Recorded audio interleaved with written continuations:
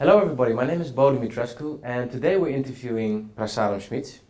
And Prasadam is an artist, a philosopher, a meditation teacher, but also a developer of the brain rhythm meditation method and also an NLP trainer.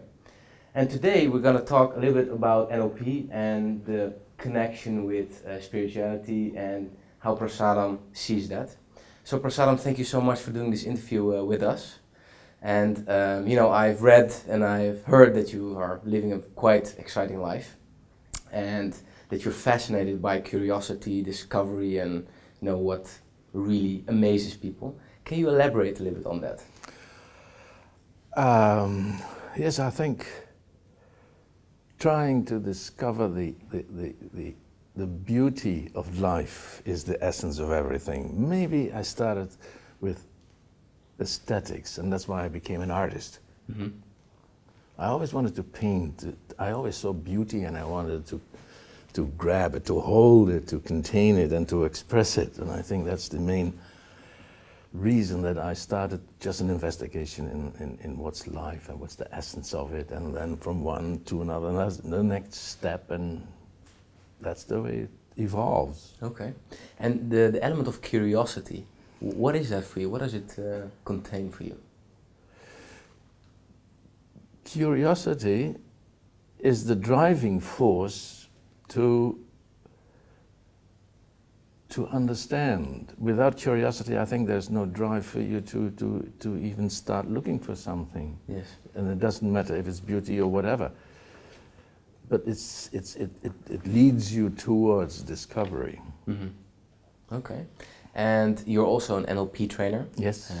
Quite familiar, and you have a vast amount of information on NLP and experience.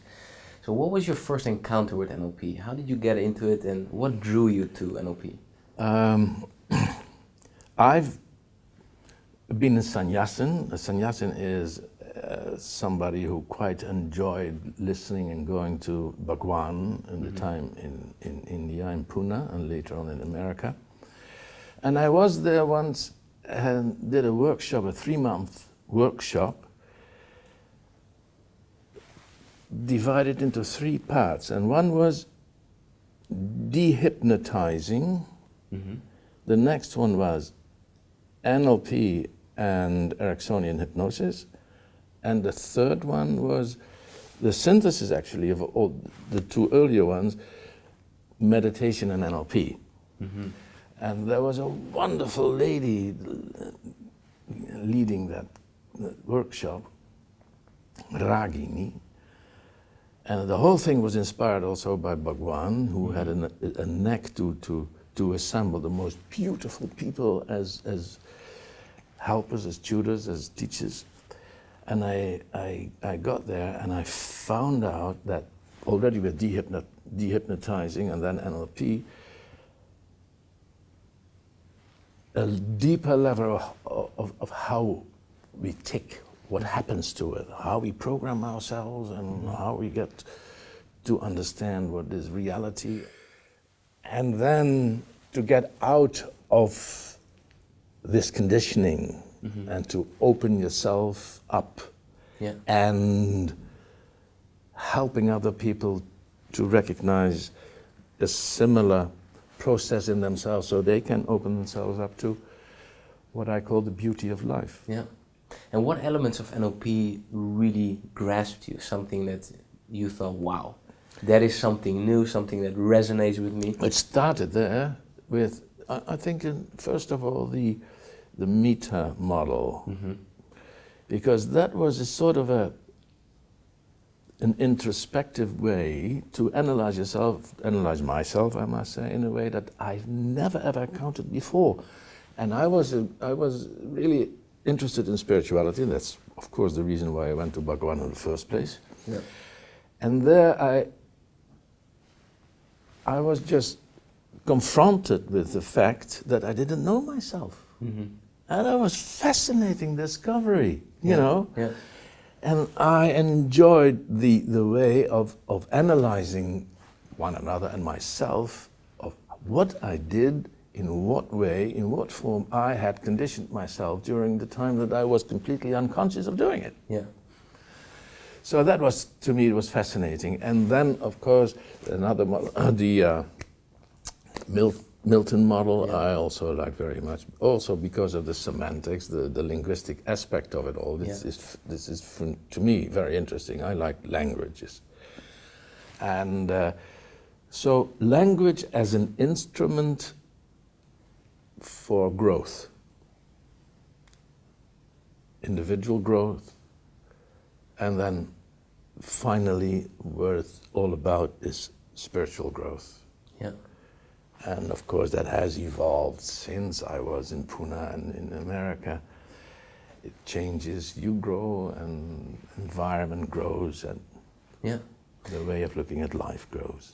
Yeah, because spirituality is quite an important part of your life. Yes. How do you see the connection with NLP and spirituality? How do you combine that? That's interesting. That's interesting.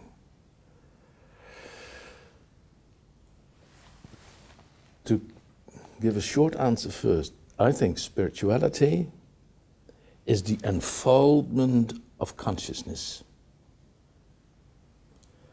And to extend it a little bit, to me, spirituality is nothing airy-fairy, funny or strange or esoteric or whatsoever. Mm-hmm. Spirituality is the most basic, down-to-earth thing that there is. I always enjoyed hearing that those mystics and all these spiritual people lived with their heads in the clouds, etc. To me, I was always with my heads in the cloud because I didn't know reality, what it was. I missed my own being. I didn't know who the hell I was. Yeah. So how can I tell people that say reality is different and they explain and I can understand that they're living with their heads in the clouds? No, they are having their feet on the ground. They know what it's all about. And I had to learn what it was to jump into reality. And spirituality is just, to me, a word that describes an area of human growth that we have not yet described in psychological terms because we haven't reached that level of understanding. Some people did. We know them from history, from scriptures, etc. Lao Tzu, Buddha, Christ, Muhammad, you name them. You and I have not yet. And here I can't see a halo on top of you. Not yet. We're on our way. Yeah. And that is for me spirituality. Spirituality is to learn to understand myself in the area that is part of me, but that I have not reached yet in full grasp of my intellectual consciousness. Yeah. And you talked about realizing reality, discovering that. Have you discovered reality? Oh, well, are you on track? Well, it's. I won't go into all details. I think that's not necessary. But thanks to, first of all, thanks to the environment in India, I have been very lucky to be able to develop certain. Develop is a heavy word again. To have experienced quite interesting moments. Yes. And did NLP kind of help you on your spiritual path? Absolutely. And how did it help you? As I mentioned before, the Milton model, the Meta model, are instruments to recognize your makeup. Once you understand that this is part of your consciousness. Yes. So that's the first step in understanding. I got to do something with recognizing the full consciousness of my being, of myself. Yeah. So NLP is actually for me the first step in realizing what consciousness, what spirituality is. And I think everyone, if they call it spirituality or not, everyone who is engaged in personal development is actually answering to the evolutionary impulse to develop him or herself to reach insight, insight to the essence of your being. Yeah. And that is spirituality. So every step in spirituality, if you're only engaged in trying to be kind to your wife, or if you are engaged in being a better salesman, or if you find NLP techniques that help you to become less angry or less anxious or whatsoever, it's all in the very same process of becoming more spiritual. You may not recognize it, but to me, spirituality is any step in your own development. And the clearer you become in recognizing this is all part of the expression of consciousness in its unfolding process, the closer you are recognizing that you're actually a spiritual being, and nothing but that. And also, you're an artist, and art has a big, place in your life. Absolutely. How does it shape your life? How do you use it in your own personal growth? Or well, to me, art is a form of meditation, and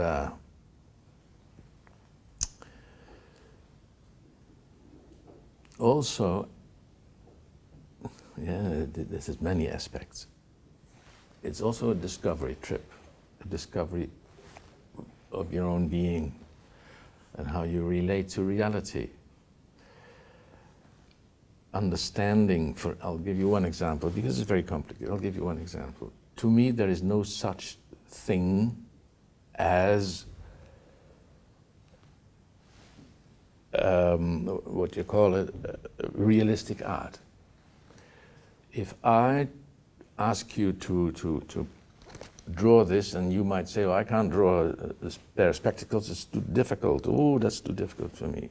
Then I may ask you, how do you know it's a pair of spectacles? And you say, yes, I recognize it. Well, if you recognize it, something has to happen from your perception in your eyes to your brain, and then you go to memory and say, I know that thing, it's a pair of spectacles. Yes. Which means that you're not seeing the spectacles anymore, but you see your memory. So you lose your view on reality. There's no reality once you recognize things as we do normally. Yeah. If you can shortcut, you're looking at the thing without naming it to see the essence of it. So don't put words on it, don't give it any other thing than just watching, not looking, but seeing, then it loses any connotations with anything recognizable because there's no memory anymore. Yeah. And then it's abstract because you haven't seen it before. Yeah.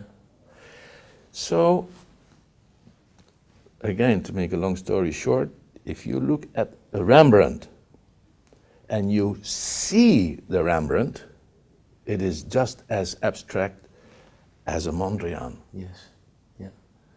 Because once you see a Rembrandt, then you see what he done on canvas. Yeah. And you don't need, well, yes, Rembrandt needed his puppets, so to call it, his dolls or his figures, his figurines, to paint his abstract painting, while Mondrian uses squares and horizontals and verticals. Yeah. But they're both as abstract if and when you see, not when you look at it, when you really see it. Yeah. Yes. So that's understanding, that learning to see beauty, because it helps you to be here and now. If you are aware that anything that happens with your perceptive channels, if you understand that you're always in the here and now, if you see, if you hear, if you smell, or whatever, you can't smell yesterday, you can't smell tomorrow, you can't see tomorrow, you can't see yesterday, but there's always an expression of here and now. Realizing that, being vulnerable and falling into perception, then you see the world abstractly. And then beauty arises. Because it is so exciting, it's so wonderfully beautiful whenever You are in the here and now. This is just a feast, a party. It's exquisite to be allowed to pick up your brush every morning and say, here we go again. Yeah. And see the process of working in and with beauty and expressing it. There's a sort of an interchange. You see and you be and you are and you do and you process, and it's lovely, wonderful. And in the moment, it's another new adventure. Every time, yes. Every time a new discovery. Every brush stroke is a surprise to me. Yeah, that's wonderful. And you once mentioned also that the path is also to inner beauty. Yes. What do you mean by that? It's the same thing. Okay. Beauty is an expression of consciousness. Call it inner, call it outer. It doesn't matter. It's the same. There is no change, no difference between inner and outer. Once you are on the move. Yeah. You know, you're doing many things. You know, artist, philosopher. You're a meditation teacher, NLP. Yes. You live quite spiritual with a good focus in the here and now. So it seems like you're a modern version of Leonardo da Vinci. What is your plans for the future? What are you gonna do more? Because you already are living this rich life. I have no plans to reach something. I'm all right. I live in a country and I have no financial problems, and I have my brushes and I have my meditations and I have people I talk with, and I am. That's it. I'm quite happy. Quite happy. That's the way it works for me. And is there anything you would like to say on what you do in your life, or meditation, or NLP, that you want to share with the viewers? I like NLP very much because I think it's the first step that helps people to realize that there is a possibility to develop themselves. Yes. And a possibility to understand that what they have made of their lives up to now is only a fragment of what is potentially in their being, what is available to them. Yeah. So NLP is, to me, such a beautiful way to give people, to help people to open their eyes in the visual way, if you use the visual vague terms. And as a final question, where do you see NLP developing? Where do you see it going in the development of people themselves, in society, for themselves, among others? Yes. Well, that's one of the beautiful things I think of NLP, and that's why I enjoyed. One of the things that's why I started to enjoy it so very much is the eclectic aspect of NLP. It doesn't confine itself to one or two theories of people that's thought, oh, let's develop something interesting. But anything that is available in the structure of human growth, and NLP finds it and says, can I use it, adapt it to certain strategies and certain thoughts, certain patterns, they use it in NLP. So I think that's one of the most beautiful things. It is never saying this is enough, we are complete. It's like human being in his development is not complete. Yeah. He's on his way, and NLP is that as well. And I think to just hand us those possibilities, and as people are different, there are so many different strategies in NLP. That to me is the beautiful thing. It opens itself up, reaches out and says, what can we do to even become more complete? Yes. That's beautiful.